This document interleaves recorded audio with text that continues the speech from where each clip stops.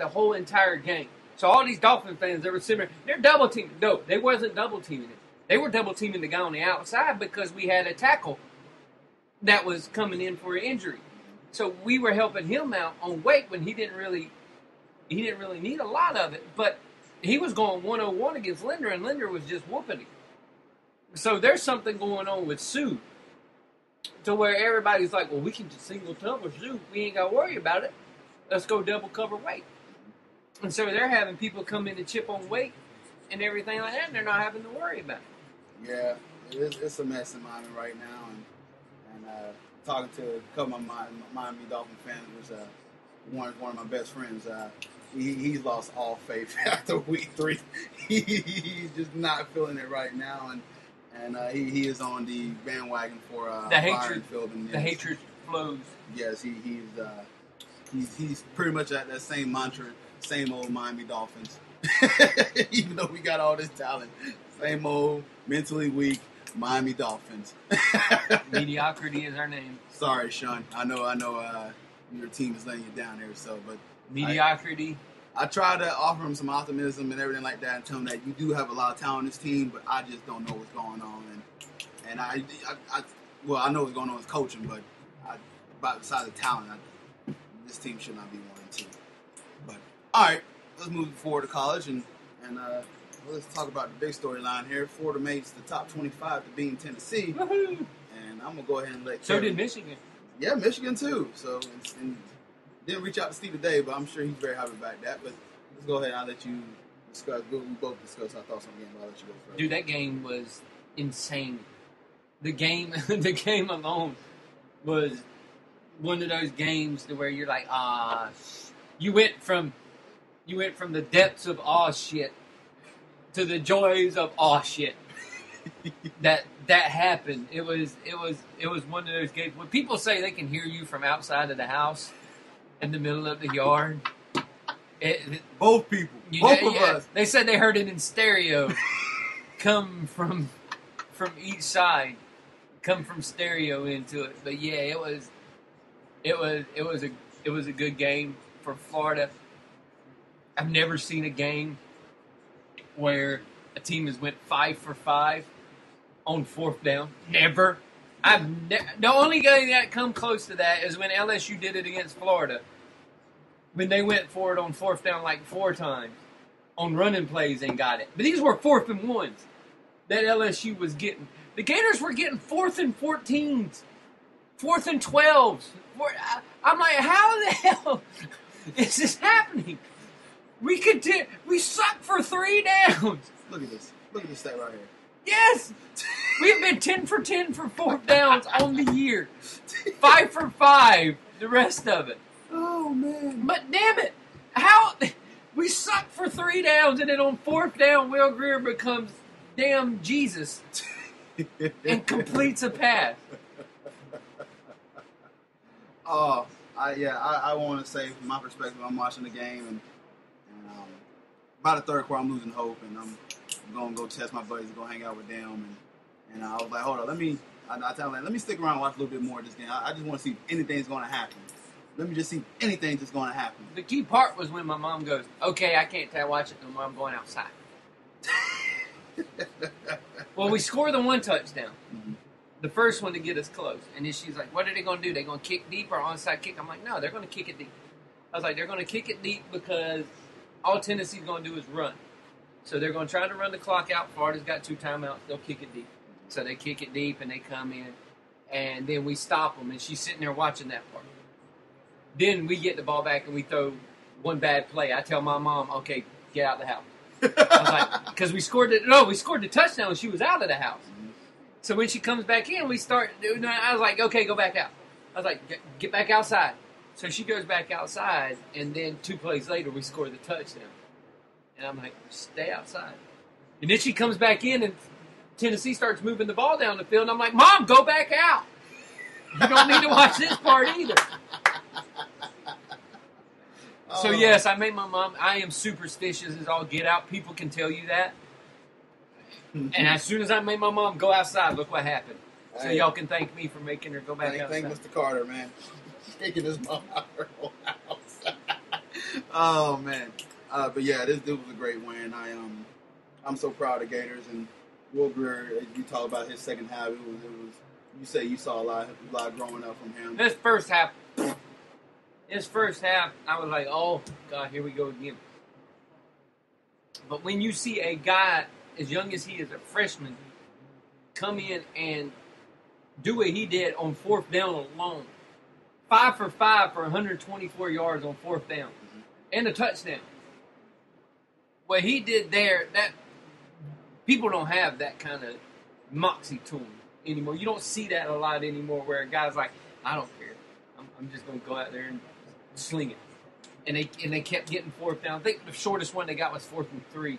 Yeah. The one where they threw to McGee, and he cut across and then just ran right in, which was an easy throw.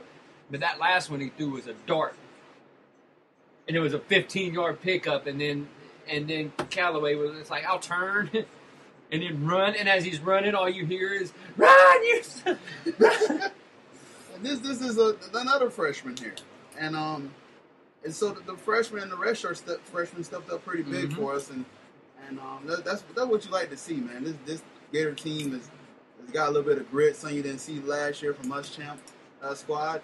But last year they would have went down 2 touchdowns, they would have got beat by 4. That's what would have happened last year. As soon as Tennessee would have went up by 2 touchdowns, we would have went 3 and out, punted, and Tennessee would have came right down the field, scored again, and then the game would have been over. That's what would have happened last year. This year, I don't know what it is, but there's something different. Last year, that field goal goes in. This year, that field goal doesn't go in. Which they avoid some controversy by that, by the way. That stupid-ass referee putting the ball 2.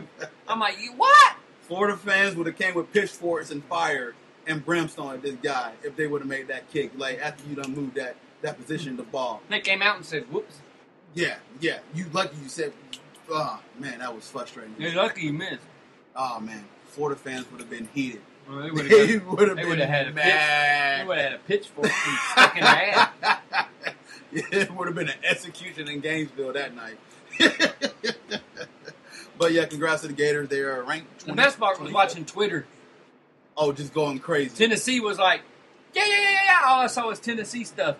Yeah. Then after that one touchdown, it started slowing down a little bit. And then when we scored that other touchdown, Tennessee fans were like, the best ones were, you got to be shitting me. This again. Why the hell can't we beat Florida? I'm like, once it's in your head, once shit gets stuck in your head that you can't do something, you can't do it. Oh, that's great. That is great. I know, we be getting distracted by ads here. I'm going to try to get a Halo one. I know that Bronco one is nice. Score customized Xbox One. Boom. How much it costs to create one? All right, tangent. Back to college football. We were looking at ads. Darn. All right, a lot of number 20 rankings went down this week. Got number 22. They're this last week. They was. Yeah, they was. Or they were. And it's gone. South Park. How about that? BYU, Michigan. That was a dumper. BYU beat the shit out of Michigan. Michigan beat the shit out of BYU. Yeah, 31-0. I got stabbed by Steve. Yeah, Steve was like, hey. Georgia Tech went down 20-34 to Duke. Kentucky bounced back 21-13 against Missouri. And Missouri's going to be missing Matty Mock this week because he's suspended. So, yeah, a lot of 20 went down. There's a lot of shuffling. And so, yeah, our Gators, Steve, Michigan, is now in the top 25. Team comes in. People come in. Teams go out. So this week is big timing with some. There's gonna be some good games on the college. Yeah, tell me your must-watch college slate. Well, you got Mississippi, Ole Miss against Florida. That one's gonna be pretty good. I expect it to be pretty good. I think Florida will be able to hang in just based on defensive alone. I know Georgia, Alabama is going to be the big one, and Clemson, Notre Dame. Those are the big three. Those are the real big three that you got to look forward to. TCU, Texas. Well, if Texas was any good anymore, that might have been relevant. But I don't think Texas has found anybody. One that'll be fun to watch: Baylor and Texas Tech. I don't think the ball ever hit the ground during that game. The ball is just going to be like, it's going to fly back and forth, back and forth, back and forth, back and forth. But the real game I'm looking forward to is Georgia and Alabama. Okay. Because Mark Richt has been known to never been able to win big ball games. That's been his mantra when he's been at Georgia. He gets them right to the cusp, and then he just can't do anything right when it comes time to getting them over that hump. So this is his chance to This is his ball game. This is Mark Richt's ball game to be like, hey, we're here, we're over the hump. Bad part is Alabama, even in that loss to Ole Miss, found their quarterback. Now they're like, hey, we found our guy. He's going to play now. It was the old FSU transfer, Jake Coker, I think his name. But they found him, and now they're putting him in that position to try to win the ball game. Okay. And now that they've actually found their quarterback, I think that it'll be a little bit more competitive. They found him a little too late in the Ole Miss game because they made their comeback. But he would have been in the whole game. I think that game would have been a little different. Plus, Ole Miss catching fluke things off of people's helmets and shit. On a lighter, so I think this is my game of the week. It's going to be the you put down your cup. The UCF game at Tulane. That's why I wanted to wait down where you put your cup. If you didn't hear, if you were in Orlando, you get free beer at any of the downtown bars until UCF wins the game. So for free, you get free beer. You can't beat that. You know they're limited in. You know they have to put a limit on how much you can drink. UCF fans can drink themselves to... No. They have to put a limit on it. It has to be like that. You only get 2 free beers. You only get 2 You only get 2. I remember when the Jaguars did that shit. It was 2 years ago. The Jaguars did it for a game. You get free beer with a ticket. I'm like, oh, yeah, you got to give people free beer. You got to be drunk to want to watch some of this shit. Trust me, they did that for the Magic a few years ago. I know it's basketball, but you got to be drunk. You watch some of these bad teams. Yes, you really got to be drunk. You have to have ways to bring in people, and beer is always the key thing of bringing in people. I think we need to holler at Johnny, man, and say, hey, man, we need to go to you bar with these bars here. And well, we need to hope they lose to Tulane. That way, the next following weekend we can go down there.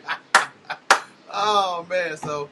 I guess for Orlando fans, that's the game of the week. You get some free... People in Orlando, just go to the bars, get you some free beer. Yeah, just go get you some free beer. Just get you an excuse. I mean, if you're a hardcore UCF fan, I'm sure you're going to take it to heart and throw them back, but... I'll take a bunch of them back. UCF fans... That's terrible, UCF people are just going to be smashed. I want to know... I want to know there's got to be a... Then when they win, they're going to be pissed. Keep losing. You root for UCF to lose just to get free beer? Yeah. I mean, you would. No, I think people that go to school there would too. I'm not to ask Johnny about this. People that go to school at UCF, I guarantee you, because I know people that went to UCF, they would always want to lose so they could get beer. College kids, man, they broke. This is great. Free beer for a loss in football? Hell yeah. Beer. They go back and eat some ramen noodles. We all know that struggle. Tell Blake to stay away. Tell Blake to stay away. Oh, they were good in Blake Bortles years. That is great. That's funny though. Free beer. But I can't laugh though because the Jaguars did the same exact shit. Oh man. Free beer to come into the game, and not because they were losing. They just were like, "Here, take free beer because you bought a ticket to come watch this shit." Oh man. I did it too. But I didn't buy a ticket. I got free tickets, but I still got free beer too. I got free tickets and free beer tickets. You got the cherry on top, man. Yeah, I got free beer. Hell, we get free beer when we go now. Yeah, well, yeah. So, I mean, no complaints there. We haven't paid for shit when we went to Jaguar game. Like I said, no argument there, man. I have nothing. Which I love, by the way. I like going to games and not having to pay for anything. All right, let's move forward. It's amazing. Let's do some NFL picks. And I still say the greatest ticket in any sporting venue is sitting in a swimming pool watching a football game. The greatest ticket ever. It was free, $250. They give you all you can eat, drink, and you get to swim in the swimming pool. Went to the game, you still knew the people up there. Like, hey, like... Yeah, they were like, hey, how you doing? I'm like, hey. Kevin is a popular guy around Everbank Field, man. But she was like, Everybody know "Where's-" who Kevin and is. every single person